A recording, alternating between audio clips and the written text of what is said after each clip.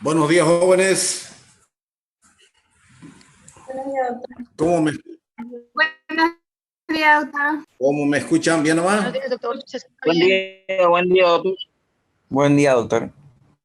Bien. Bueno, jóvenes. Hoy día vamos a avanzar dos temas porque el tiempo no nos va a dar, ya que el 20 de octubre creo que hacemos la rotación y tenemos que, aparte de los temas urológicos, tenemos que avanzar unos temas de nefrología. Entonces, hoy día vamos a parar un poquito hasta que regule yo las clases y después ya damos una nomás porque no va a haber necesidad de estar apurándonos. En los temas que sean cortos, ahí les voy a dar dos temas por clase. ¿Listo? Bueno, mis queridos jóvenes, vamos a avanzar el tema de litiasis urinaria. Antes de comenzar el tema, la litiasis renal consiste en la formación de cálculos renales en las vías urinarias, desde el riñón hasta los ureteres. Lo más importante es que la frecuencia es mayor en el sexo masculino y principalmente es muy importante, aquí no está, el clima. El clima, aquí por ejemplo en Santa Cruz, hay mucha gente con cálculos urinarios. ¿Por qué razón? Por el clima, ya que como estamos en un clima cálido, la gente suda mucho. Imagínense esa gente que anda cavando zanjas, los albañiles, los que trabajan en fábrica, los que trabajan con soldadura.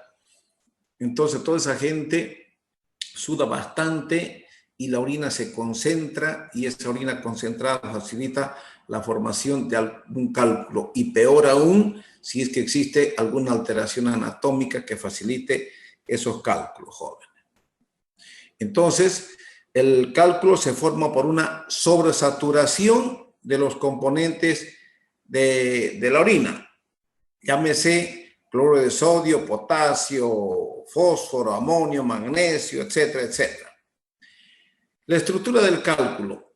Tenemos la matriz de un cálculo, o sea, ¿cómo se forma un cálculo? Primeramente existe la matriz, tenemos cálculos sólidos, el 3%, tiene que existir una matriz para que se forme el cálculo. Los cálculos infecciosos, el 65% dependen de la matriz. ¿Por qué? Porque son más blandos, jóvenes, ¿no es cierto? Luego tenemos los cristales. Dentro de los cristales tenemos los cristales de oxalato, fosfato, uratos y cistina. Son estos los que predisponen a la formación de los cálculos. Sigamos. ¿Cómo se forman? Existen varias teorías. Teorías de la nucleación, cuando hay una orina sobresaturada. Teoría del inhibidor, ausencia de inhibidores naturales de la formación de cálculos. Teoría de la precipitación de la masa o de cálculos intranefrónica.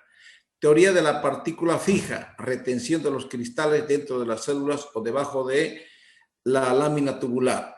Y teoría de Carr, donde indica que los vasos linfáticos se llegan a obstruir. Lo que quiero que ustedes tomen en cuenta y quiero que se anoten,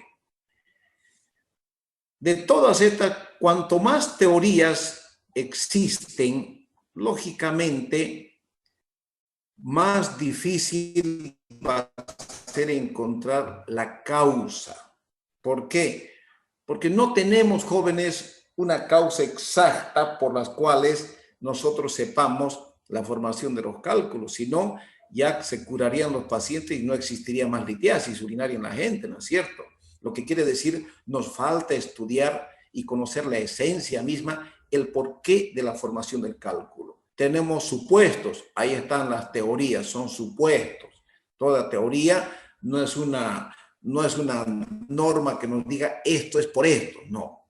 Son teorías que pueden ser ciertas o inciertas. Pero sí, estos jóvenes, la teoría de la inhibición del cálculo, donde dice que existe ausencia de inhibidores naturales de la formación del cálculo.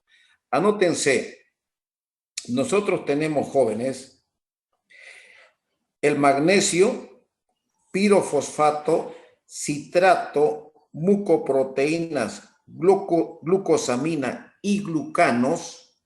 Les vuelvo a repetir, magnesio, pirofosfato, citrato, mucoproteínas, glucosamina y glucanos son sustancias que normalmente todos tenemos en nuestra sangre circulando y que cuando falla, hay alguna deficiencia de alguna de estas sustancias, quiere decir que facilita la formación de los cálculos. En otras palabras, estas sustancias que circulan en nuestra sangre y van por el riñón y por toda nuestra economía, prácticamente evitan la formación de cálculos. Ustedes saben que los alimentos se absorben a nivel del intestino por las velocidades coriales que entran al torrente sanguíneo, todo lo que se absorben.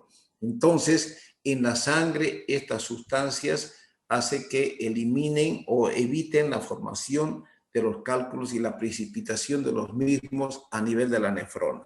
Esto quiero que lo tomen muy en cuenta y se lo anoten, jóvenes. Vamos.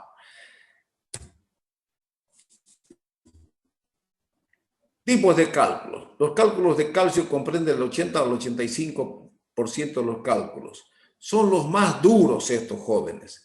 Tenemos en la poliquistosis renal, la sarcoidosis, síndrome lácteo-alcalino, hiperparatiroidismo, exceso de ingesta de vitamina D y otras causas, ¿no es cierto? Estos cálculos, cuando ustedes vean en las radiografías, son típicos y más adelante cuando hablemos del tratamiento, también vamos a ver que al hablar del tratamiento no es nomás la lithotripsia para cualquier cálculo. Estos cálculos de oxalato de calcio son los más duros y no le hacen caso, no le obedecen a la lithotripsia extracorpórea. Sigamos. Cálculos de ácido úrico. Comprenden menos del 5% de los cálculos urinarios, más frecuente en hombres. La mayoría de los pacientes no cursan con hiperuricemia. Obedecen a dos factores que favorecen la precipitación de este ácido, el pH de la orina y su alta concentración en sangre. Vale decir, pacientes con gota, enfermedades mieloproliferativas y tratamiento de trastornos malignos mediante medicamentos citotóxicos. En estos es frecuente la presencia de cálculos de ácido úrico. ¿Alguien puede decirme qué es la gota?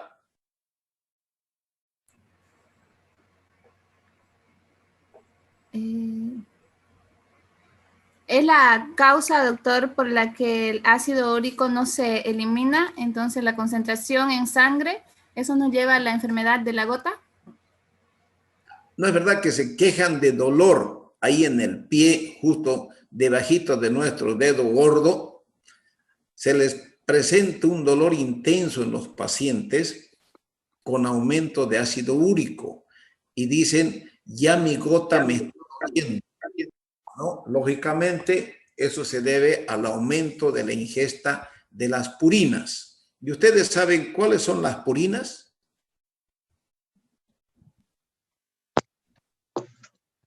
Sí, doctor. Las purinas son compuestos químicos que están en determinados alimentos como el café, por ejemplo, la carne. ¿Qué más?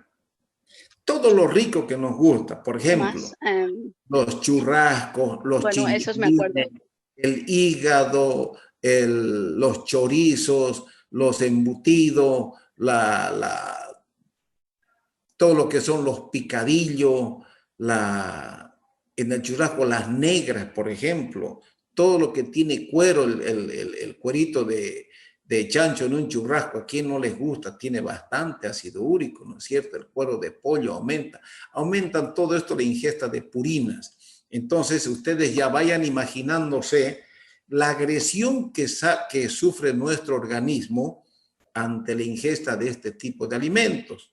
Ustedes, todingos, sin excepción, les gusta el pollo y el cuero del pollo y le meten medio frasco de mayonesa más medio frasco de ketchup, mostaza y bueno, ¿se imaginan lo que están ingiriendo ustedes jóvenes?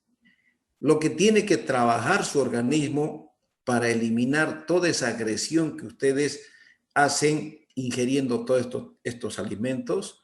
Entonces ustedes tienen que comenzar a preguntarse lo que ocurre en su intestino. ¿Para qué? Para que todo eso que ustedes están comiendo no pase a la sangre.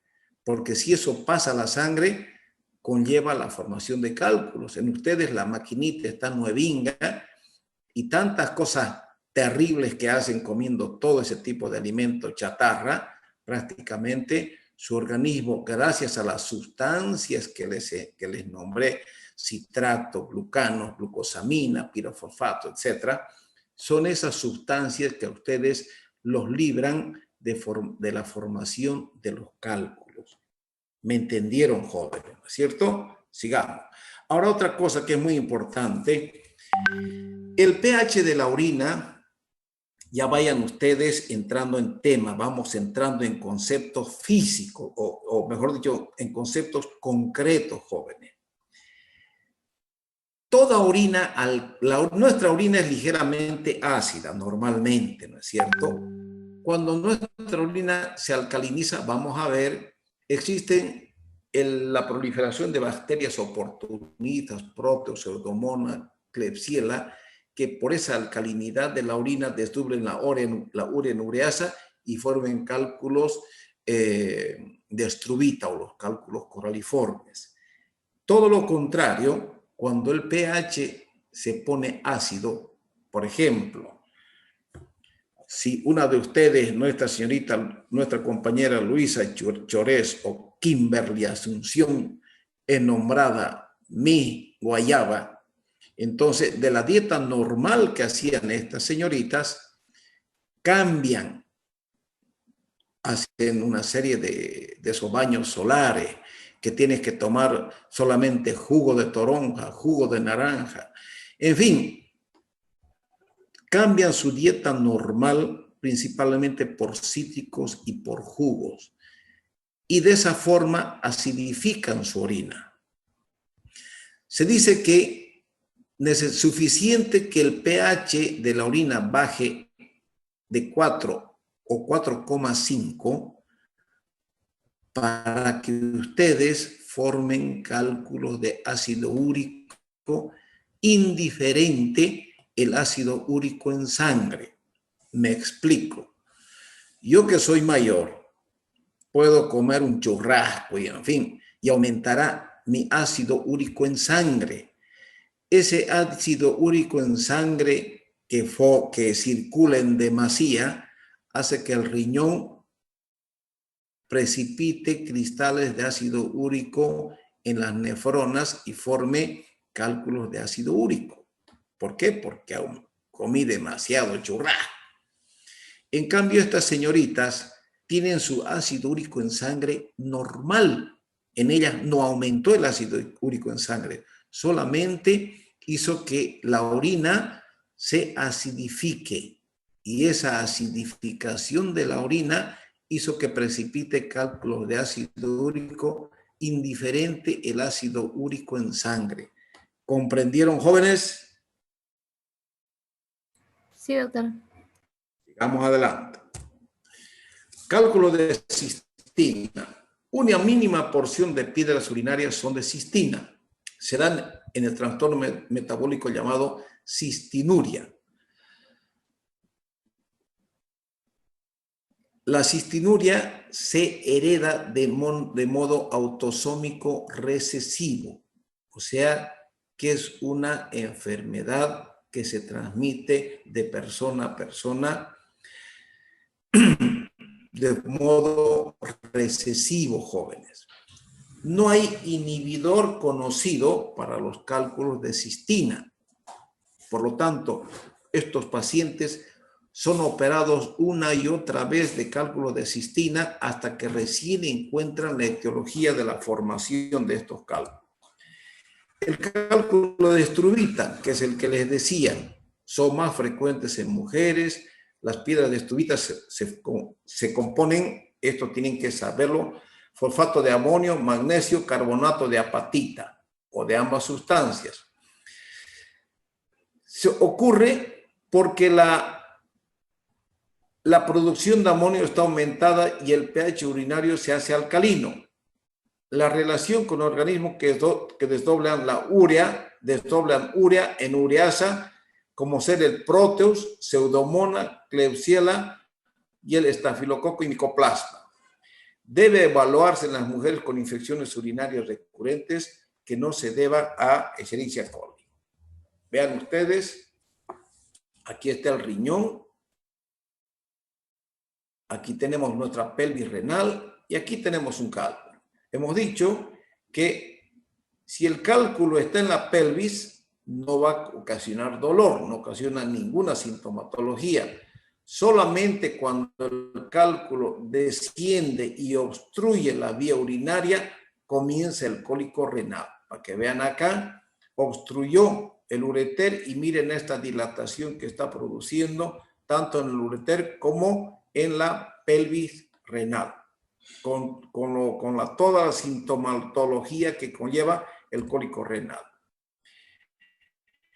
Dentro del diagnóstico tenemos la naturaleza del dolor, inicio, exacerbación, qué es lo que le alivia el dolor, las náuseas, los vómitos y principalmente la microhematuria. Difícilmente vamos a ver una hematuria macroscópica, pero sí se ve una microhematuria. Los factores de riesgo generales tenemos más frecuente en raza asiática y de blancos, antecedentes familiares. Les decía que lo de la cistina, ¿no es cierto? Si mi padre tuvo cálculo de cistina, que es muy probable que yo tenga también cálculos de cistina. El nivel socioeconómico, países ricos e industrializados, profesionales y actividades sedentarias predisponen a la formación del cálculo. O sea, la obesidad en aquellos pacientes que no hacen absolutamente nada y comen alimentos chatarra, en ellos es más fácil que se formen los cálculos urinarios. Les decía el clima, zonas geográficas, temperaturas elevadas, la dieta rica en grasas saturadas, azúcares, la éstasis urinaria. Hemos dicho que toda orina que se detiene precipitan los cristales y forman los cálculos. Medicamentos que pueden predisponer la formación de cálculos, tenemos el triamtireno, que es un diurético, antiácidos, inhibidores de la anhidrasa carbónica, la acetozolamida y el acetilsalicílico. El diagnóstico. Dentro de los factores de riesgo, la composición química del cálculo determina factores de riesgo y no otros influyen en la formación de la enfermedad. ¿Qué quiere decir esto?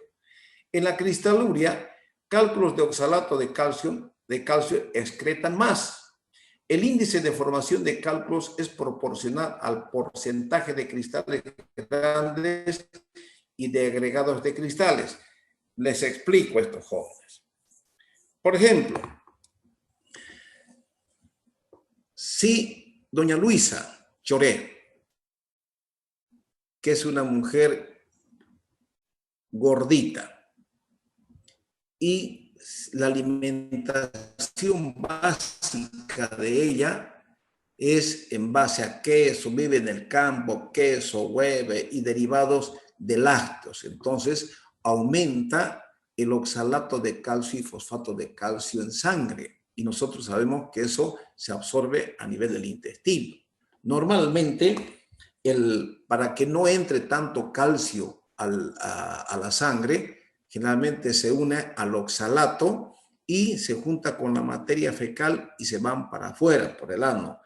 Pero cuando nosotros tenemos, aparte de una mala alimentación, nos gusta comer frituras, nos gusta comer el cuero de chancho, la gordura de la carne, entonces esos lípidos forman una lámina entre el calcio y el oxalato e impiden que se vaya con la materia fecal. Entonces puede que se una el calcio al lípido, salga con la materia fecal, pero se absorbe bastante oxalato, pasa a la sangre y esa cantidad excesiva de oxalato llega al riñón, Imagínense, no es lo mismo que lleguen 100 personas con oxalato de calcio o fosfato de calcio en la espalda al riñón, que lleguen 10.000.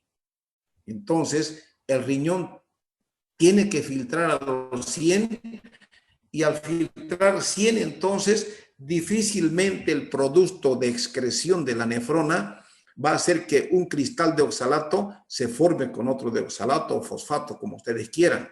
¿Por qué? Porque hay poca cantidad o una cantidad dentro de lo normal.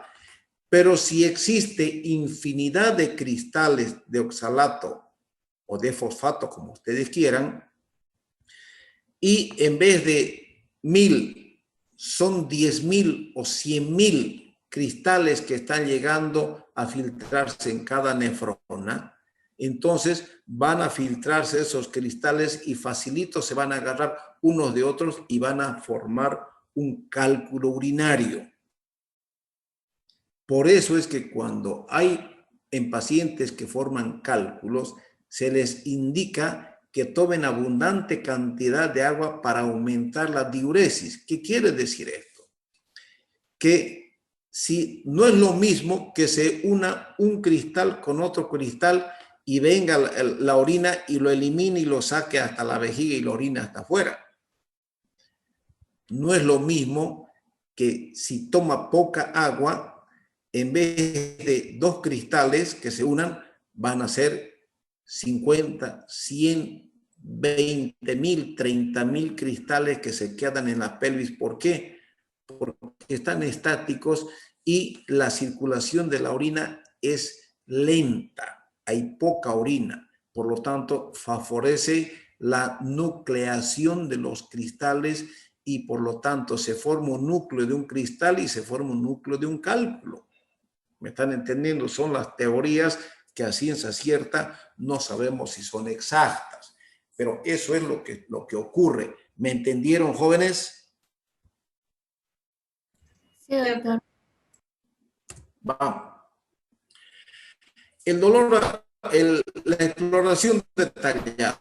Existe un dolor agudo con su componente sistémico, ya saben, ya hemos hablado del cólico renal, dolor a la palpación en el ángulo costovertebral, pacientes con cálculos urinarios obstructivos antiguos, hidronefrosis grave y una masa abdominal palpable.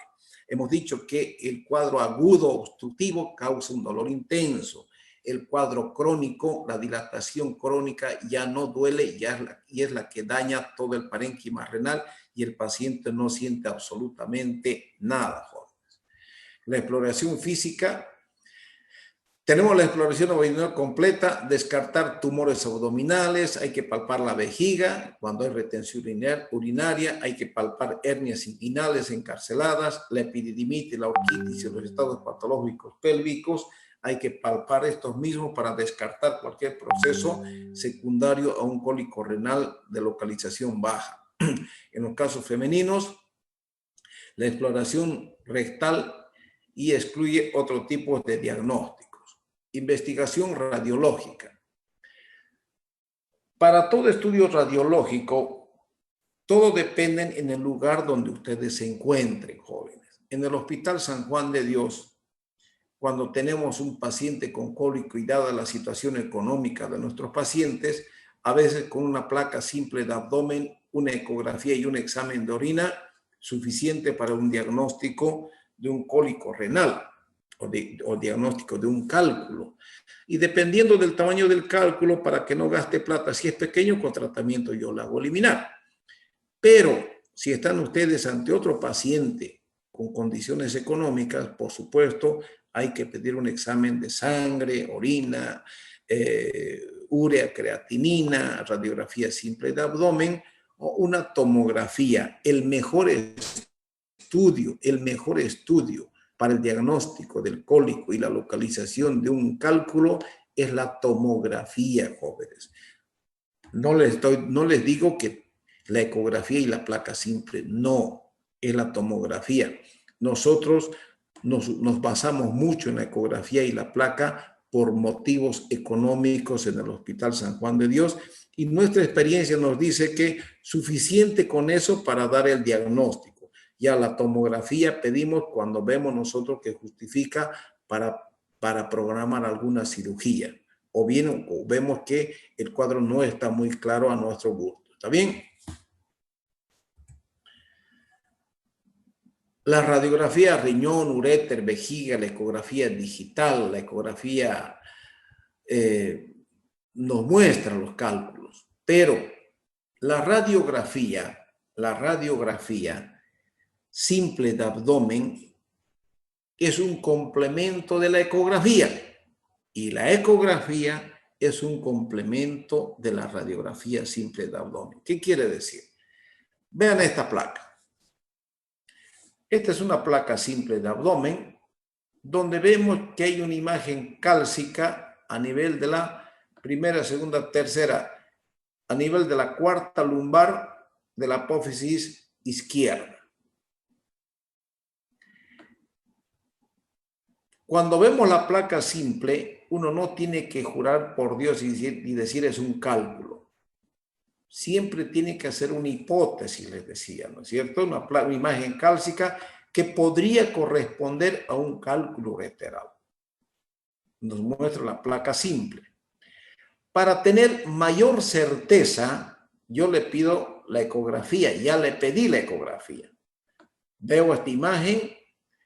En la ecografía en el riñón voy a ver una dilatación renal, grado 2 o grado 3, porque esto con seguridad me está obstruyendo el ureter y esa orina estática me va a ocasionar una hidronefrosis de ese riñón. Con eso yo prácticamente lo tengo oleado y sacramentado, que es un cálculo. Más la microhematuria que voy a ver en la orina, no hay por dónde perderse. Pero este cálculo tiene indicación quirúrgica. Por lo tanto, el mejor estudio para este paciente será una tomografía que puede ser simple o tomografía contrastada. La gammagrafía nuclear, jóvenes, prácticamente nosotros la utilizamos para otros motivos, que si bien es cierto, sirve, es cierto, todo sirve. Lo que ustedes tienen que salir o me tienen que dejar es sabiendo o teniendo un criterio en el manejo de los exámenes complementarios. En cuanto a la observación conservadora, se expulsa y no requiere intervención, depende del tamaño y la ubicación del cálculo. Es lo que les decía, si el cálculo es pequeño, ¿para qué voy a hacer tanto gasto con mi paciente? Con un tratamiento lo voy a hacer eliminar. Existen disolventes, la efectividad depende del tipo del cálculo. Por ejemplo, el bicarbonato de sodio o potasio, el citrato de potasio, sirve para los cálculos de ácido úrico, porque el bicarbonato nos va a cambiar el pH de la orina y nosotros sabemos que el ácido úrico se forma en en orinas ácidas, ¿no es cierto? Entonces, de a poquito cuando vuelvan a leer este tema van a ir entendiendo. Y yo les prometo tener una clase presencial con ustedes para absorber todas las dudas que puedan tener. Aquí está la alcalinización intrarrenal usando bicarbonato, la trometamina y la trometamina pH urinario de 8 a 10,5 efectivo en litiasis de ácido úrico y cistina. Esto es utilizando un catéter, se introduce y se hace una irrigación continua de estos cálculos, jóvenes. Esto yo lo hacía cuando hacía la especialidad en el Hospital Escuela allá en el Brasil, pero aquí en Bolivia no lo hice nunca más. El alivio de la obstrucción. Si aquí hay un cálculo que obstruye, entonces el dolor es intenso, jóvenes, y la hidronefrosis del riñón que se va a presentar va a comprimir la cápsula con un dolor intenso en ese paciente. Este doble J que ustedes están viendo tiene una infinidad de orificios, que pigtail, en inglés cola de chancho. Vean, se enrosca en la pelvis y eso les sirve de fijación y se enrosca en la vejiga. Por lo tanto, esta curva evita que el catéter se vaya para arriba y esta curva de este catéter evita que se vaya para abajo. y la infinidad de orificios que se presentan a lo largo del catéter drenan la orina de este riñón hacia abajo y el dolor obstructivo desaparece. Esto es un tratamiento temporal y no es para hacer a cualquier paciente, jóvenes. Tiene su indicación. ¿Por qué? Porque también puedo causar yo iatrogenias y lesiones de ureter haciendo lo que no debo hacer. Esto tiene su indicación, jóvenes.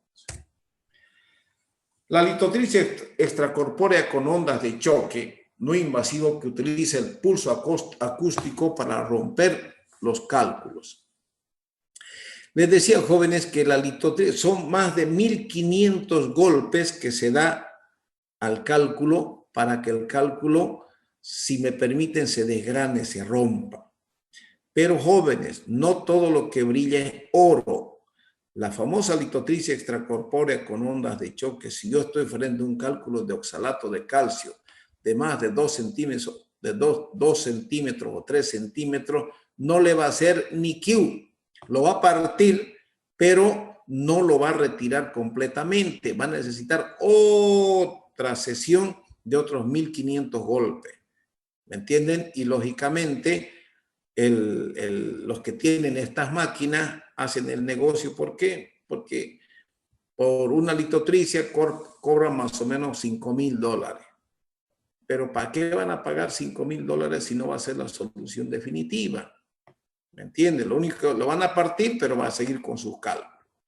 La extracción ureteroscópica de los cálculos es eficaz en cálculos ureterales bajos. ¿Entienden? Cuando el cálculo está acá, este es el ureteroscopio con una canastilla de Dormier. La nefrolitotomía es cuando se dilata, primeramente se punciona el riñón y luego de a poco se va dilatando hasta que meto este aparato al riñón y a través de este aparato se puede introducir un catéter que transmite el láser para la destrucción de cálculos por láser. Litiasis del tracto urinario inferior. Aparecen como complicaciones a una patología urológica ya presente. Por ejemplo, la estenosis uretral, hiperplasia prostática benigna, estenosis del cuello vesical o vejiga neurogénica. Lo que quiere decir, toda patología que esté del cuello para abajo que dificulte la salida de la orina de la vejiga. ¿Por qué? Porque esta orina que está acumulada en la vejiga, si no sale toda, si no hay micción eficaz, va a hacer que el soluto precipite y se formen cálculos, ¿no es cierto? La patogenia, obstrucción con infección por microorganismos que descompensan la urea. Otras causas menos comunes son cálculo renal, cuerpo extraño y por parásitos. Litiasis para que exista cálculos a nivel de la vejiga, jóvenes, hemos dicho que toda orina que está estática, se detiene, causa infección urinaria. Esa infección urinaria hace que cambie el pH de la orina y ese cambio del pH de la orina facilita la precipitación del soluto para la formación de los posteriores cálculos. ¿Entendido, jóvenes? ¿Verdad? Litiasis, tenemos los primeros o migratorios, quiere decir que son cálculos que por algún motivo bajan del ureter a la vejiga. Los secundarios dentro de la cavidad vesical responden a condiciones como la obstrucción crónica, la vejiga neurogénica o la presencia de cuerpos extraños. Todo cuerpo extraño a nivel vesical hace que forme cálculos. ¿Qué quiere decir? Les voy a mostrar unas imágenes en vejiga, una T de cobre que se introdujo en la vejiga, cómo saqué rodeada de gran cantidad de cálculos, jóvenes.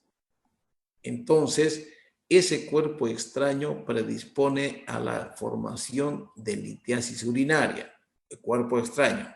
2, vejiga neurogénica en la vejiga hace que predisponga a la formación de cálculos. Todo proceso obstructivo hace que forme cálculo en la vejiga, ¿no es cierto? Tenemos ¿cuáles son los síntomas? Interrupción súbita del flujo urinario.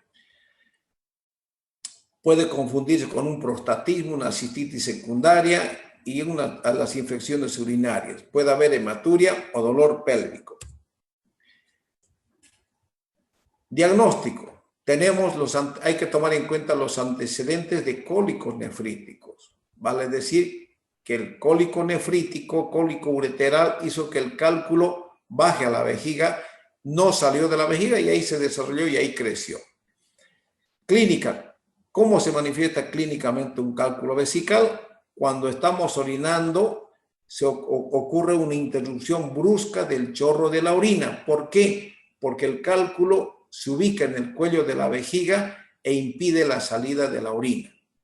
En el examen físico, incluyendo exploración rectal, puede revelar un aumento del tamaño de la próstata u otros problemas, principalmente el dolor a nivel de la uretra prostática. ¿Cómo vamos a diagnosticar? En el examen de orina vamos a ver microhematuria. ¿Puede haber leucocitos o una infección urinaria? Claro que sí. La ecografía vesical, ¿va a indicar el cálculo? Por supuesto. Miren acá este cálculo en vejiga. La uretrocistoscopía también. Quiere decir que voy a introducir el cistoscopio por la uretra, llego a la vejiga y el cálculo lo voy a ver directamente como yo le estoy viendo a doña Brígida Choque. La radiografía simple, también una placa simple nos va a detectar la presencia de este cálculo vesical. Vean estos cálculos vesicales, ¿no es cierto? El tratamiento. El tratamiento, la vía endoscópica con diferentes detectores, uno introduce un cistoscopio y a través del cistoscopio puede meter un catéter conectado a un litotritor neumático que con un pedal es como ustedes han visto a los que trabajan en la alcaldía cuando quieren romper el asfalto. Existe un aparato que golpea y va rompiendo, ¿no es cierto? Así más o menos es esto que nosotros manejamos con un pedal, pero la vejiga tiene que estar llena de agua. La cistolitopaxia, romper los cálculos y extraerlos a través del cistoscopio, es lo que les decía.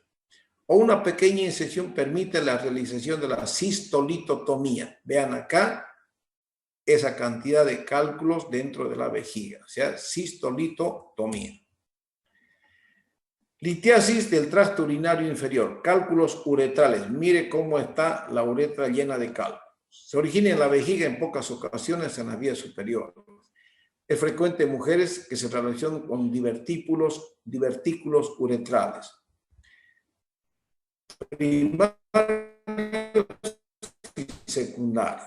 Primarios los que se forman y secundarios son los que vienen del riñón, ureter y vejiga y por la próstata, ¿no es cierto? Los cálculos uretrales, ¿cómo se manifiestan clínicamente?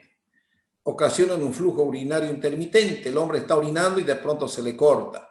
Se mueve el cálculo del cuello de la vejiga y otra vez vuelve a orinar. Puede haber una microhematuria e infección urinaria, dolor intenso en los hombres que se irradia la punta del pene cuando el cálculo está saliendo, jóvenes. Es terrible como los hombres jóvenes, imagínense sacando un gato en retro, así más o menos es el dolor que sentimos nosotros los pobres hombres. Diagnóstico, antecedentes y la clínica y la palpación y la visualización endoscópica del cálculo, ya sea intrauretral o intravesical. Los cálculos uretrales, tratamiento, estos se forman porque hay una estenosis uretral. ¿Qué quiere decir? Si la orina no sale, esta estenosis de uretra no permite una micción efectiva, entonces esa orina que se queda en la uretra va a formar cálculos uretrales. Los cálculos antiguos retenidos y grandes a través de una uretrotomía. ¿Qué quiere decir? Que cuando hay cálculos grandes, yo puedo abrir la uretra, retirar el cálculo y suturar nuevamente la uretra. Pero no es, a no ser que sea muy grande, pero no es el tratamiento de elección. Lo mejor, jóvenes, es lubricar la uretra, voy a ir para atrás, se lubrica la uretra con abundante cantidad de silocaína en jalea, lubrico la uretra, y con una sonda número 22 o 20 voy empujando los cálculos hasta vejiga. Y cuando llegan a la cavidad vesical, meto el cistoscopio y va a ser mucho más fácil la extracción del cálculo y lo mejor aún sin dañar la uretra. ¿Por qué? Porque si daño la uretra, con seguridad voy a desencadenar una estenosis uretral.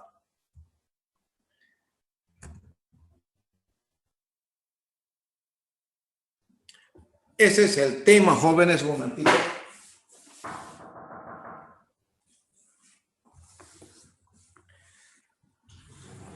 ¿Cuál es el otro tema que quiero?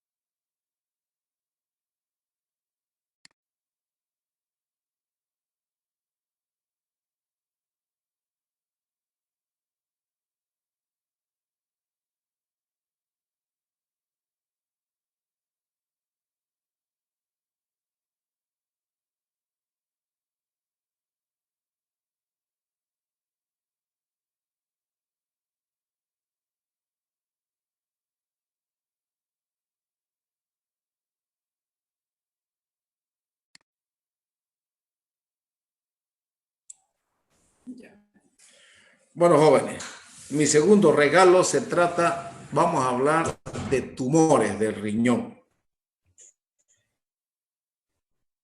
Este tema, jóvenes, para que vean ustedes, no ha sido muy largo, es un tema bonito y de esta manera vamos a ir cumpliendo con todo nuestro programa que tengo que darles a ustedes.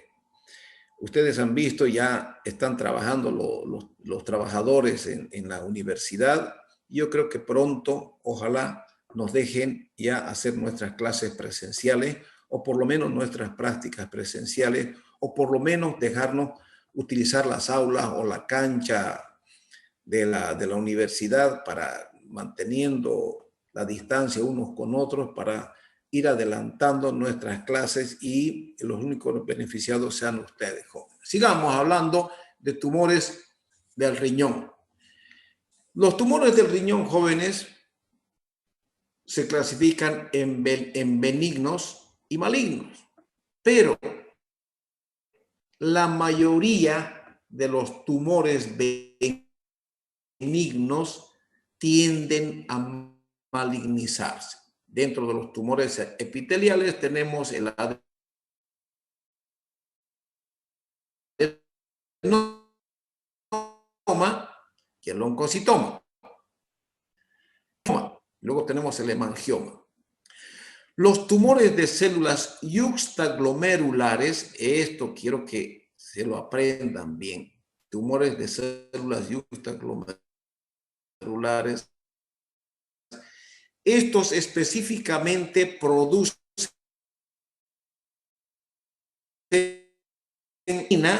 causan hipertensión maligna en el paciente que solamente se cura con la nefrectomía. Son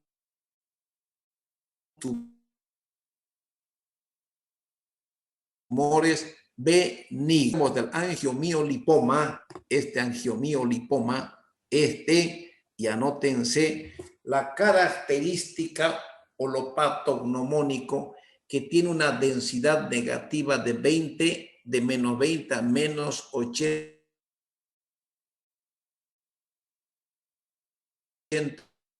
unidad hormónico de este tumor. Sigamos. Doctor, disculpe. ¿De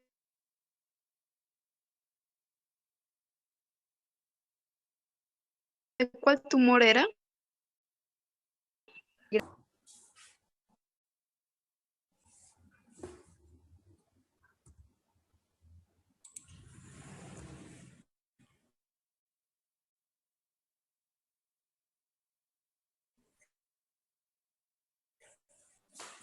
una lesión benigna del parénquima que mide más o menos unos 3 centímetros de diámetro. Son pequeños, glandulares, bien diferenciados y son asintomáticos. Son hallazgos, jóvenes.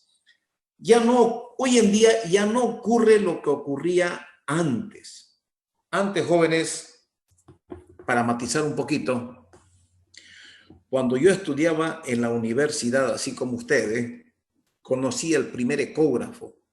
Y no les miento, jóvenes, el ecógrafo era del tamaño de imagínense un escritorio. Era así el primer ecógrafo que llegó a la ciudad de Sucre, y gran novedad para nosotros, y era más pesado y grande, y lógicamente carísimo y prohibitivo para la gente humilde, peor para los jóvenes. ¿De dónde yo iba a poder saber el sexo de mi hijo?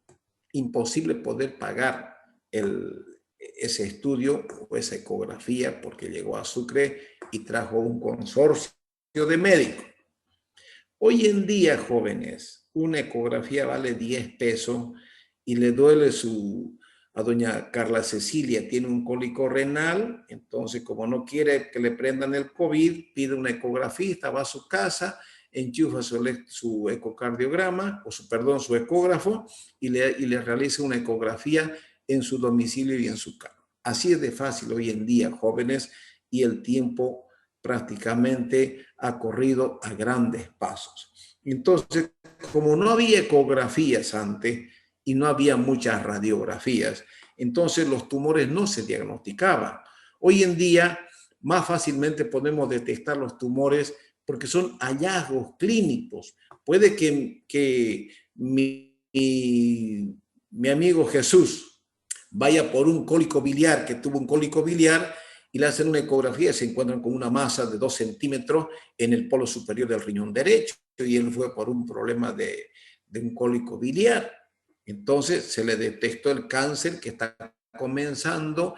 Entonces son hallazgos, jóvenes. Hoy día, a Dios gracias a los estudios complementarios o este tipo de exámenes, se detectan más tempranamente los tumores y se los conoce y se los estudia más minuciosamente. Sigamos adelante.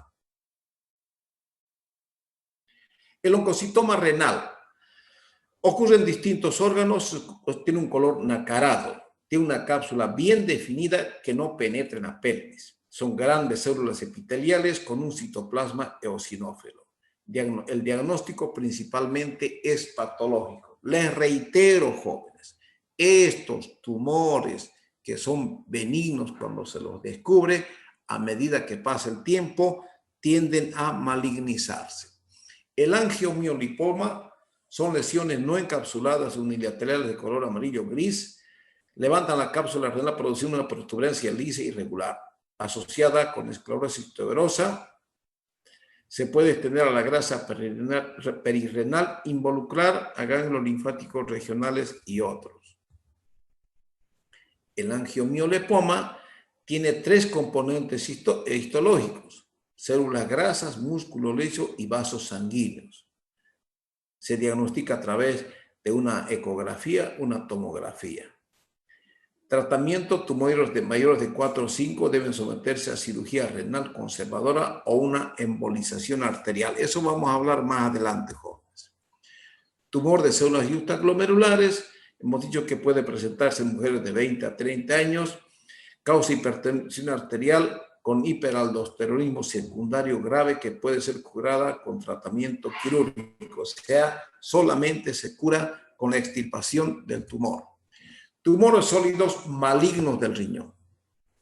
El cáncer tiene este tipo de nombre: carcinoma de células renales, el tumor de Wilms o nefroblastoma que está presente en los niños, tenemos el sarcoma renal y las metástasis o tumores renales, ¿cierto? ¿Se acuerdan ustedes cuando hablamos del examen de orina, la presencia del ácido vanil mandélico? A ver si alguien se acuerda. ¿Se acuerda, doña Carla Cecilia, para qué sirve el ácido vanil mandélico en la orina? No, si no se acuerda, no se haga problema, niña. El ácido vanilmandélico presente en la orina nos hace sospechar de este tumor de Wilms o nefroblastoma. ¿Entienden? Cuando yo veo un niñito con una masa en el riñón, ya no más en orina yo puedo pedir ácido vanilmandélico en orina. Y si me viene por los valores por las nubes, estoy frente a un tumor de Wilms o un nefroblastoma.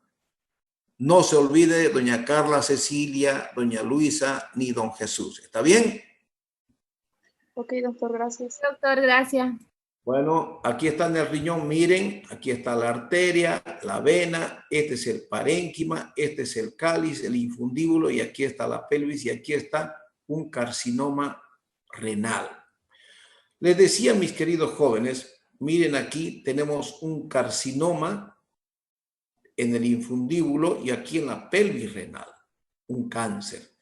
Entonces, dependiendo de la localización, viene el tratamiento. Tocaré, pero quiero que vean esta imagen y ya les voy a ir adelantando un poquito.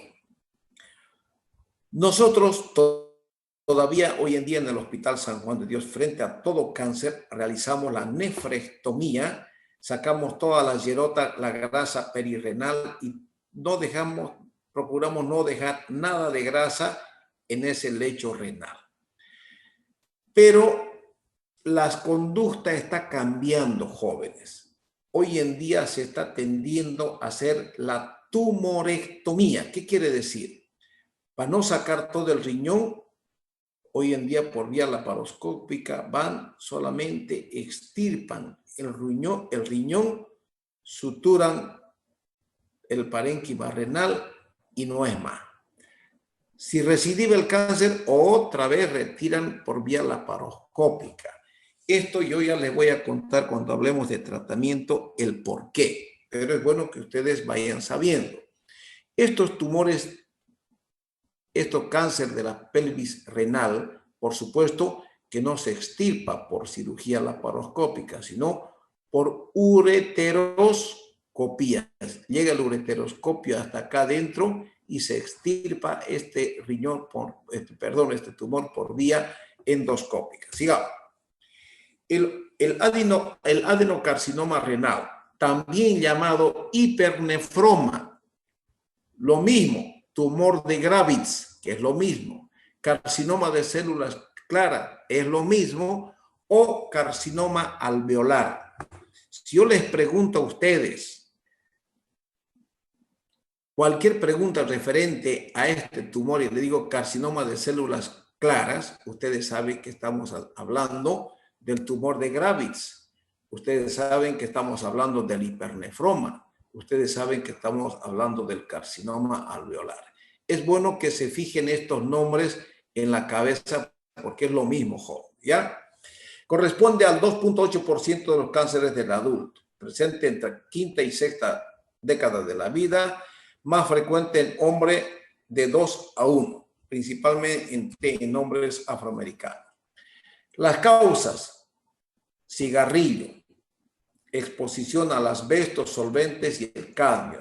Estos son los que trabajan en curtiembre, son los que manejan estas sustancias. Tenemos formas hereditarias como ser la enfermedad de von Hippel-Landau. Luego tenemos el carcinoma renal papilar, que también es hereditario. La enfermedad quística adquirida de los riñones sometidos a hemodiálisis también pueden derivar en un adenocarcinoma renal. En cuanto a la patología, se origina a partir del epitelio tubulocontorneado proximal, quiere decir de la corteza. Se distribuye con igual frecuencia a ambos riñones. Tiene una pseudocápsula que es de tejido renal comprimiendo el tejido fibroso y las células inflamatorias. Son tumores vasculares que se diseminan por invasión directa a través de la cápsula o a través de la vena renal. ¿Qué quiere decir? Que en todo proceso tumoral renal existen vasos arteriales y venosos de neoformación. A eso se refiere estos tumores vasculares. Eso quiere decir, jóvenes?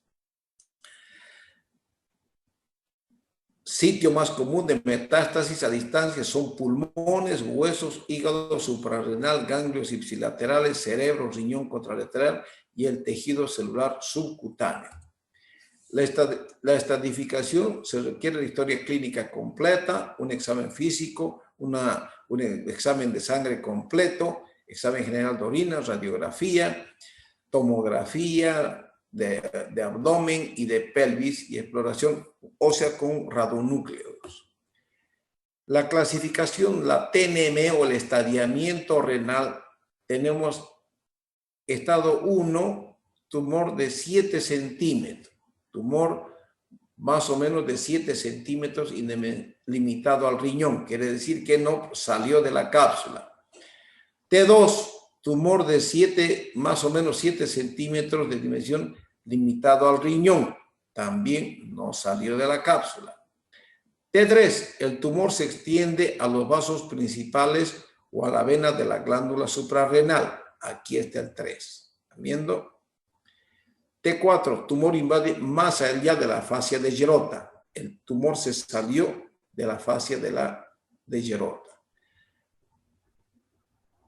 Y los demás son metástasis a distancia. El estadiaje de Robson, esto solamente para que ustedes lo conozcan, jóvenes. Es lo mismo prácticamente que el otro estadiamiento, con diferente nombre y pequeña variación. Clínica. La tríada clásica de hematuria macroscópica, dolor en flanco y masa palpable, prácticamente casi ya no se ve, jóvenes. Dicen que puede haber solamente un 7 a 10% de los pacientes que presentan este tumor. ¿Por qué? Porque hoy en día los diagnósticos son mucho más tempranos gracias a la ecografía, a las tomografías que uno pide, no por problema urológico, sino por cualquier otro motivo. El examen físico puede existir un varicocele del lado derecho. ¿Qué quiere decir esto?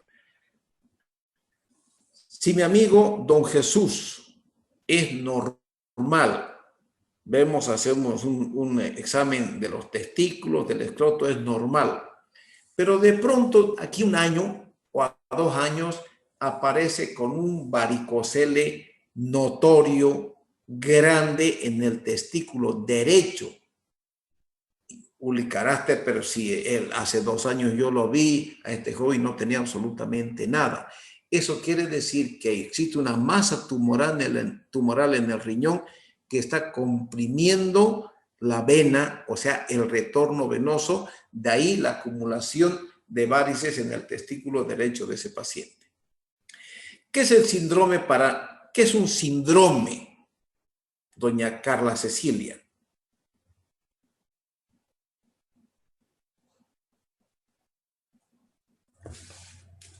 Carla Cecilia. Doctor, ¿yo puedo? Doctor. Conjunto de síntomas, doctor. Ya, ¿qué es un conjunto de Síntomas. signos y síntomas propios de una enfermedad, ¿cierto? Que acompaña una enfermedad. Entonces, si usted es síndrome, quiere decir que son un conjunto de síntomas y signos que acompañan al cáncer. Por ejemplo, la eritrocitosis. ¿Qué quiere decir eritrocitosis? ¿Alguien responda?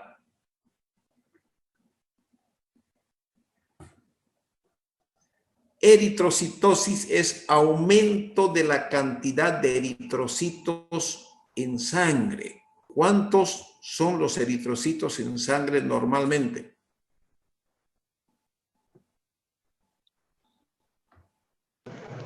De 5 millones. En un mes de 3.500 a 4.000, doctor. Ya, no, 3.500, ya usted me está haciendo a mí. De 4 millones a 4.500.000 más o menos, ¿cierto? Son los eritrocitos normales.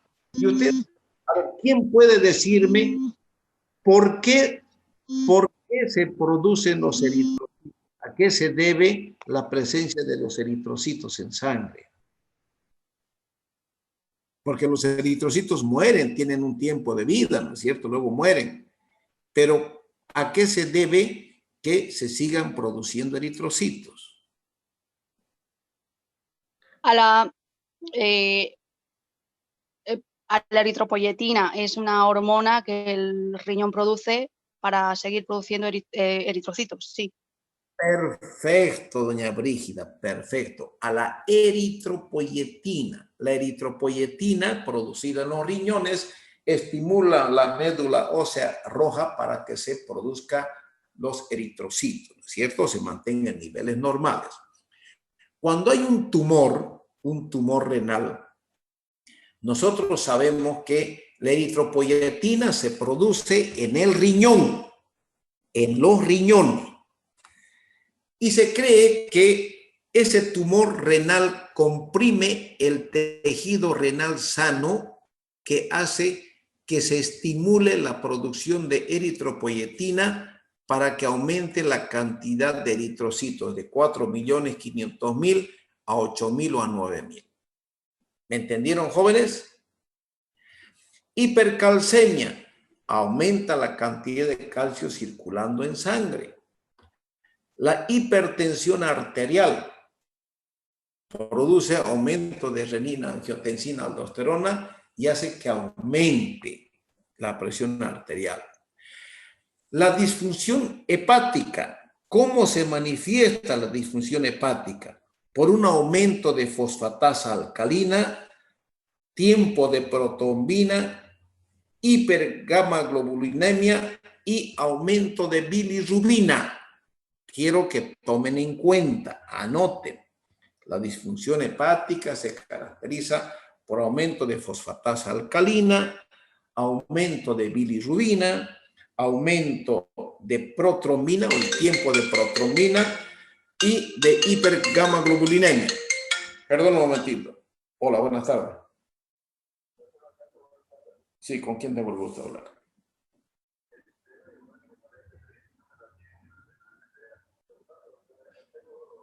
Sí, escúcheme, llámeme en una media hora, por favor, estoy pasando clase, discúlpeme. ¿Ya? Le contesto, ¿no? En 40 minutos llámame y le contesto, ¿ya? Gracias, hasta luego. Entonces, la disfunción hepática se caracteriza por aumento de la fosfatasa alcalina, aumento de la bilirrubina, aumento del tiempo de protrombina y hay hipergamaglobulinemia. Puede también haber aumento de ACTH, aumento de prolactina, produciendo galactorrea, en fin, una serie de síntomas y síntomas. ¿Qué ocurre? Hay un cambio importante en la manifestación clínica en estos pacientes portadores de este cáncer, que cuando nosotros operamos, hacemos una nefrectomía, retiramos este tumor, prácticamente todos estos síntomas desaparecen. Si es que no desaparecen, quiere decir que ese cáncer ya envió metástasis, jóvenes. ¿Me entendieron clarito el panorama?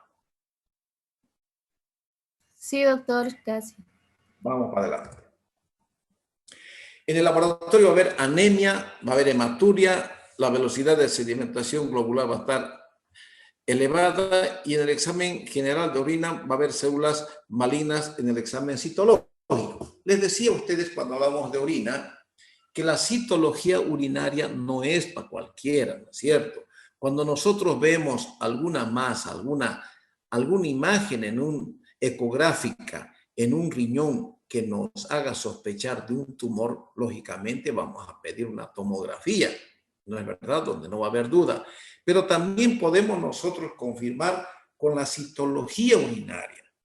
Ese riñón va a enviar células malignas mediante la orina y algún patólogo va a centrifugar la orina y va a encontrar estas células malignas que bajan juntamente con la orina. Ya les dije que no es para cualquier laboratorista la citología urinaria.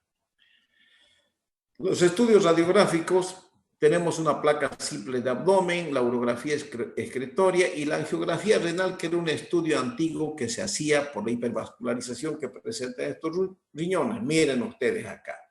¿Por qué se hacía la angiografía renal? porque dependiendo del tamaño del tumor, si era muy grande, yo todavía esto aprendí allá en San Pablo cuando hacía la especialidad. Me gustaba ir a ver cómo los radiólogos que manejan todos estos aparatos intervencionistas del aparato vascular entraban por la ilíaca o la femoral, llegaban a la ilíaca, a la aorta, y de la aorta entraban a la arteria renal. Y embolizaban la arteria renal. ¿Qué quiere decir? Introducían aquí en la arteria renal Yelfoan o Ibalón y obstruían el paso de la arteria renal. ¿Y qué pasaba? Todo este riñón en 48 horas se achicaba notoriamente y se separaba, vale decir, de los tejidos a los cuales comprometía, principalmente intestinos. Entonces, cuando se separaba el riñón de los tejidos circunvecinos, prácticamente era el momento de entrar a hacer la extirpación de este cáncer. Para eso se hacía la embolización de la arteria renal. Hoy en día no lo hacemos más porque en la UROTAC prácticamente nos describe la angiotomografía. Viene en el mismo estudio, jóvenes. Ahí vean, miren, aquí está una imagen ecográfica donde vemos aquí esta imagen tumoral. Vean la imagen tumoral. Aquí otra imagen ecográfica donde se ve un tumor, ¿no es cierto? Nosotros ante esta sospecha tenemos que hacer una tomografía o una UROTAC. Tenemos la clasificación de Bosniak, se da cuando tenemos la presencia de quistes renales, jóvenes. Esto yo lo puse porque al hablar de quistes no pillaba esta imagen hasta que lo encontré. Hay la clasificación de Bosniak, nos indica que todo contenido quístico en el riñón se debe hacer una punción y de acuerdo a la densidad de ese contenido viene Bosniak 1, 2, 3 y 4. Vale decir, cuanto más espeso es el contenido, más cerca a un cáncer se encuentra. ¿Me están entendiendo? Para eso sirve esta clasificación de Bosniak. No les pido que ustedes se lo aprendan, solamente les pido que lo tomen en cuenta y sepan que la clasificación de Bosniak es para los quistes renales. Quistes renales para ver si ese quiste renal tiene en su contenido células cancerosas o no contiene células cancerosas. De ahí la clasificación. Y esta clasificación ya nos la hace sospechar el ecografista o bien la tomografía. El ecografista nos dice, doctor, en el quiste he encontrado el contenido que me parece que es un Bosniak 3. Entonces, yo estoy obligado a puncionar ese quiste renal, aspirar su contenido y enviar a un citopatólogo para que vea si me encuentran o no me encuentran células cancerosas. Cuanto más densa es el contenido, más probabilidad de encontrar cáncer en ese riñón. ¿De acuerdo, jóvenes? Sigamos. Aquí tenemos una tomografía, miren con esta imagen del cáncer. Aquí está un cáncer de riñón, en este y en el bilateral, Dios nos acuda. Vean ese cáncer.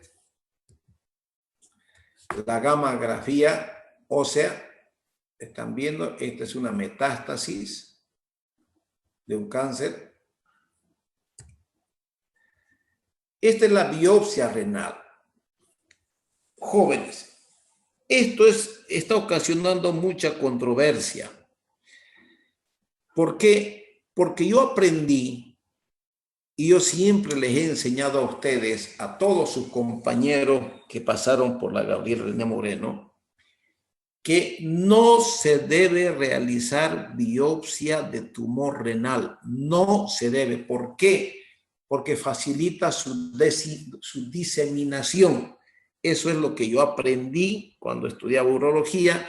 Eso es lo que siempre hice y el concepto que siempre enseñé en la Gabriel René Moreno. A partir de ahora, todavía hasta el anterior año, yo les decía que la biopsia de riñón no debe ser realizada, pese a que en los congresos internacionales ya se hablaba de la tumorectomía local, ya se hablaba de la tumorectomía. Entonces, ustedes pónganse a pensar, si meten un nefroscopio o una cirugía laparoscópica, meten los tubos, meten sus tijeras, meten sus agujas, meten sus pinzas. Aquí está el tumor. Extirpan este tumor. Suturan este tumor. Prácticamente, jóvenes, esas células cancerosas se están diseminando, ¿no es cierto? Y nosotros sabemos que toda biopsia disemina las células cancerosas en el trayecto por donde va. Eso lo sabemos.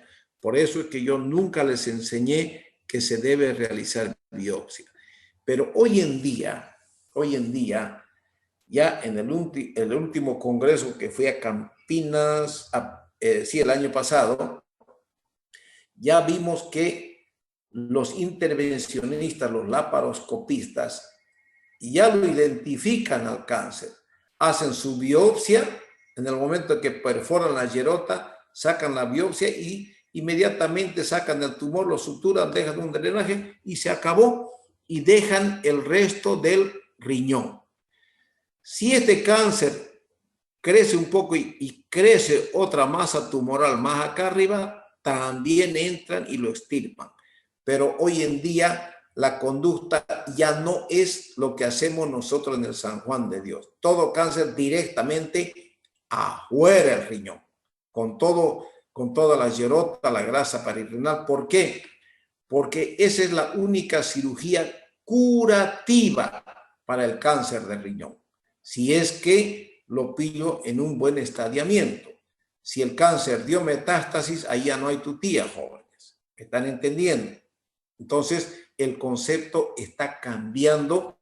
¿Por qué? Por el tratamiento que hoy en día se va realizando en estos tumores o cánceres de riñón.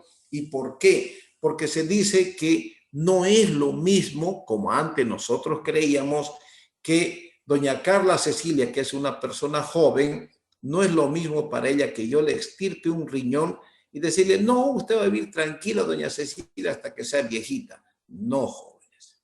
Se ha demostrado que a lo largo de la vida, a medida que va pasando el tiempo, ese riñón único se va deteriorando y aparecen una serie de patologías que va a hacer que doña Carla Cecilia se vaya más al hoyo antes de tiempo. ¿Me entienden? Ya no es el concepto que teníamos antes. ¿Está claro, jóvenes? Sí, doctor. Enfermedad localizada. La nefrectomía radical, remoción en bloque del riñón, es lo que le decía, y su fase envolvente, la yerota, incluida la suprarrenal, ipsilateral, la mitad proximal del ureter y los ganglios linfáticos hasta la área de la sección. Esto es lo que siempre yo he hecho. Extirpo el riñón con la suprarrenal, aquí está la suprarrenal, extirpo todo, ligo aquí el ureter y me pego aquí a la aorta, ligo la aorta y procuro sacar todos estos ganglios y toda la grasa perirrenal. Así yo aprendí. No aprendí haciendo la tumorectomía, pero hoy en día ya están incurriendo en esos jóvenes. Aquí está lo que les decía, la embolización de la arteria renal. Cuando se emboliza aquí la arteria, se evita que la sangre arterial entre a este riñón, se achica, se separa del tejido circunvecino y me facilita la extirpación del tumor. Su propósito es lograr la extirpación del tumor y obtener un margen de tejido normal. Bueno, esto es lo que les decía, ¿no? La nefrectomía radical laparoscópica, recuperación más rápida con eficacia comparada. Elección en pacientes con tumores de más de 10 centímetros y sin extensión local o trombos en la vena renal o cava. nefrectomía parcial y resección del borde con un margen adecuado de parénquima renal. Tumores más de 4 centímetros que se localizan periféricamente. El uso de crioablación focalizado de alta frecuencia de ablación con radiofrecuencia. La observación como tratamiento de tumores de 3 centímetros en pacientes ancianos. Esto es lo moderno que se está haciendo, jóvenes, y gracias a esto que se está haciendo, ya se está incurriendo en las biopsias de tumores renales. ¿Qué quiere decir esto? Si yo veo en doña Carla una imagen nodular, ¿y qué tal si es un tumor benigno? Hemos dicho que los tumores benignos tienden a malignizar, entonces le hago una biopsia y es un adenoma renal, entonces no lo toco, yo sé que se va a malignizar, pero lo voy a dejar y le voy a hacer un seguimiento hasta que yo vuelva a hacer otra biopsia, no sé cuántos años serán. Cuando yo vea que se está malignizando, recién realizaré la extirpación de ese tumor. Mientras tanto, yo haré un seguimiento de ese tumor. Está claro, jóvenes, ¿no es cierto? Sí, doctor. La enfermedad diseminada. Tenemos las exéresis de metástasis solitarias como pulmón. O sea, cuando van metástasis a pulmón, los cirujanos de tórax realizan cirugías extirpando estas metástasis. Existen modificaciones, la radioterapia prácticamente cuando hay metástasis. La modificación de la respuesta biológica, agentes biológicos antiantógenos e inhibidores de la tirosinasa, el sunitinib, todo esto se utiliza en la enfermedad diseminada cuando el cáncer ya ha dado sus metástasis. Pero, ¿qué quiere decir esto, jóvenes? Y ustedes dirán, ¿y cuál es el tratamiento curativo? ¿O cuál es el tratamiento de metástasis? El tratamiento curativo es cuando el tumor está en el parénquima renal, se extirpa todo el parénquima renal y nos viene la pieza donde nos indica que los ganglios que están cerca de la vena de la vena renal y la arteria renal están libres de compromiso tumoral. La grasa perirrenal está libre de compromiso tumoral. Son cirugías curativas. Cuando el cáncer ya es metastásico, ya no hay tutía, jóvenes. Es camino a la ciudad de los pies juntos. El hombre se muere porque no hay tratamiento, ni la quimioterapia, ni la radioterapia, ni la quimio y radio combinada. No hay tratamiento para el cáncer renal, no existe. Se han hecho experimentos y tratamientos, a lo único que respondió en un 20%, que es bajísimo, es al uso del interferón. Eso les anoticio nada más, pero no hay tratamiento. El tratamiento es netamente quirúrgico, jóvenes. Doctor, una pregunta. Dígame. Respecto al tumor benigno que decía que después me iba a hacer seguimiento, digamos, hasta esperar que se haga maligno, ¿no se podría extirpar, digamos, antes el benigno para evitar que se haga maligno? Yo le decía a usted que si es benigno, ya el concepto moderno es que ya la persona no vive igual una persona con un riñón que una persona con 2 riñones. De ahí que nosotros ya estamos más limitados en sacar y extirpar riñones en casos de cáncer de riñón. ¿Entiende? Pero si usted hay una imagen donde se sospecha de una imagen tumoral pequeña, entonces, para evitar una cirugía, porque ya hoy en día la conducta ya no es la nefrectomía, la conducta es la tumorectomía, se saca el tumor, hacen la biopsia y ven un oncocitoma renal. En medicina, Carla, nada es 2 más 2, 4, no existe. Puede que tu adenoma renal no se malignice rápidamente y se quede años de años. ¿Para qué te van a hurgar? ¿Me entiendes? Sí, Y doctor. sabemos que y benigno no pasa absolutamente nada, sabemos que es benigno. ¿Cuánto tiempo vas a tardar, Cecilia, en que ese adenoma renal se malignice? Nadie sabe, no sabemos, ¿no es cierto? Entonces, Como ¿para qué? para mejor calidad de vida del paciente. Exactamente, lo que se hace, nosotros sabemos cómo aumenta la vascularización. Entonces, tenemos nosotros un panorama mejor si suponiendo, Carla, vos tuvieses un adenoma renal, es benigno, en ellos la vascularización no va a aumentar como aumenta en un hipernefroma, en un cáncer renal. Entonces, ¿qué haría? Un año, Carla, te hago una urotac con una angiotomografía. Si la vascularización está normal, me quedo tranquilo. ¿Cuándo voy a parar la oreja? Cuando aumente la vascularización de ese tumor. ¿Me estás entendiendo, no es cierto? Sí, doctor. Bueno, Gracias. diga, tumores de Wilms o el nefroblastoma, estos tumores en los niños. Es un tumor sólido, más común en los niños, la edad se presenta generalmente entre 0 y 3 años. Puede haber un compromiso familiar o no familiar. El tumor de Wilms puede ocasionar también un retraso mental en los niños. Y es de difícil diagnóstico, jóvenes, en un bebecito. ¿Por qué? Porque nosotros cuando vemos el abdomen de un bebé, generalmente lo vemos normal, ¿no es cierto? No hay, los niños, si se quejan de alguna molestia, la mamá les da el pecho y el niño se calma o se calla. Pero se van viendo anomalías. Vemos que el abdomen, que es tan hermosa la piel de las criaturas, vemos a la palpación que se palpa claramente una masa, algo raro en esa criatura. Y recién uno sospecha de una masa tumoral.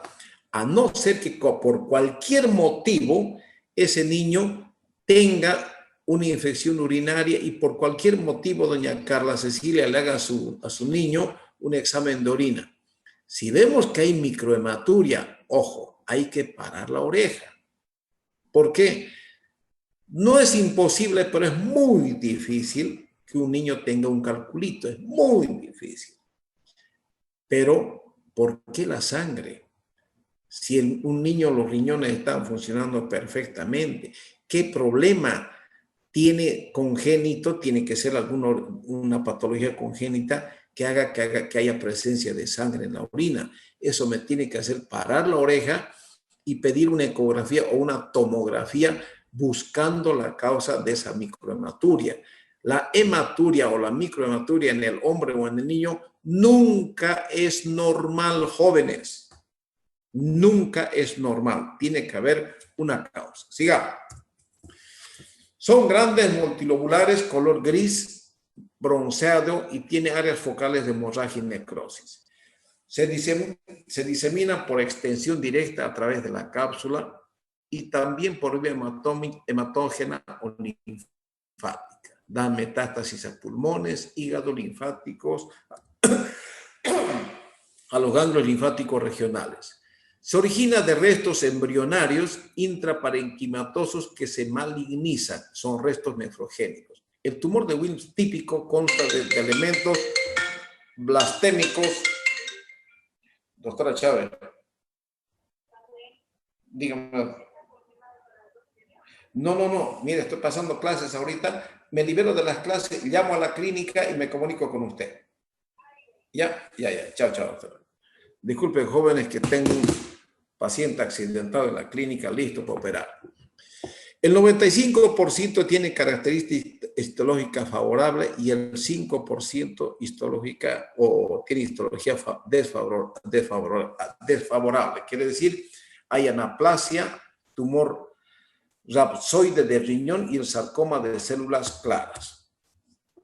La parte clínica le decía que hay distensión de la masa abdominal, vean, dolor abdominal, que es cuando el niñito se va quejándose de dolor, la mamá le da el seno y el niño llora, o se calma, mejor dicho, pero el dolor es no es un síntoma que sea muy indicativo para nosotros, más si es la masa renal. La hematuria, les decía, si ustedes ven un niño orinando por cualquier motivo, ven microhematuria, investiguen, hagan una tomografía, no se queden por así tranquilos, jóvenes. Puede haber fiebre y también hipertensión. Estratificación del tumor de Wilms. Estadio 1, tumor está completamente dentro del riñón. Estadio 2, extensión fuera del riñón. Estadio 3, tumor residual después de la cirugía, ganglios positivos, penetración de los tejidos alrededor del riñón, implantes de tumor en las superficies peritoneales, resección incompleta, derrame de tumor durante la cirugía. Estadio 4, hay metástasis a órganos a distancia, jóvenes. Aquí está la tomografía. Miren cómo es de grande. Esta es una radiografía de tórax donde aquí se ven las metástasis pulmonares. Estas son imágenes metastásicas. El tratamiento dice de 3 modalidades. Cirugía, tiene que hacer una nefrectomía sí o sí. Se hace una quimioterapia con vinblastina, dactinomicina o doxorubicina y una radioterapia si es necesario. Jóvenes, hoy en día el cáncer o el tumor de Wilms no mata a los niños, no los mata. ¿Por qué? Porque los quimioterapeutas han avanzado tanto en la utilización de estas sustancias quimioterapéuticas que hacen excelente trabajo en el tratamiento y el control de estos cánceres en los niños jóvenes. ¿Por qué? Porque algunos tumores suficiente hacer la quimioterapia para controlarlo y si no se controla se hace una combinación de extirpación del riñón, quimio y radio en el lecho, quimioterapia y radioterapia en el lecho y prácticamente el paciente se cura. Sarcoma de riñón son raros, se presentan en el 5º decenio de la vida, más frecuente en hombres, presenta un dolor abdominal en el flanco y pérdida de peso. Más frecuentes son los leiomiosarcomas, como pueden haber el fibrosarcoma, liposarcoma y el hemangiopericitoma, que son tumores malignos.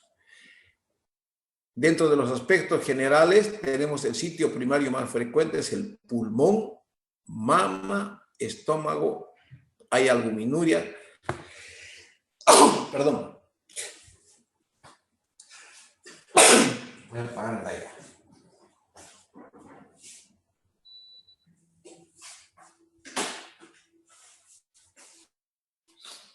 Ya me estaba haciendo estunar el aire acondicionado, jóvenes, van a disculpar. Tenemos la invasión del parénquima y la cápsula con conservación de la pelvis renal. La bilateralidad en el 50% de los casos es frecuente. Entonces, jóvenes, con esto hemos terminado tumores renales secundarios. Luego vamos a bajar, este es el tema de tumor renal. Luego vamos a avanzar tumores de vejiga o carcinoma urotelial. Después de carcinoma urotelial vamos a avanzar cáncer de tumores de próstata, el adenoma de próstata y el cáncer de próstata. Esto yo creo que vamos a avanzar el día sábado, jóvenes. Bueno, ha sido un poquito largo, pero es muy interesante. Yo tengo estas imágenes que ustedes están viendo. Yo tengo infinidad de tumores y cánceres de riñón operados por mi persona en el Hospital San Juan de Dios y todo eso se los voy a mostrar en las piezas quirúrgicas. Vamos a hacer una recopilación y más que todo vamos a hacer un repaso antes del primer parcial para ustedes jóvenes. Que les vaya bien, descansen y nos vemos el sábado a las 7 en punto de la mañana. Yo agradezco a la señorita Chorés y a nuestro compañero Alejandro, creo que no, ¿verdad? No. Bueno, a los dos compañeros que me colaboran en el envío del link para todos ustedes. Entonces, yo el viernes en la noche a sus compañeros enviaré el link para que ustedes ya lo tengan listo para que a las 7 en punto estemos pasando el día sábado por la mañana. Que les vaya bien, jóvenes, y que descansen. Hasta luego. Gracias, Hasta luego, doctor. Chao, doctor. Gracias, doctor. Hasta luego.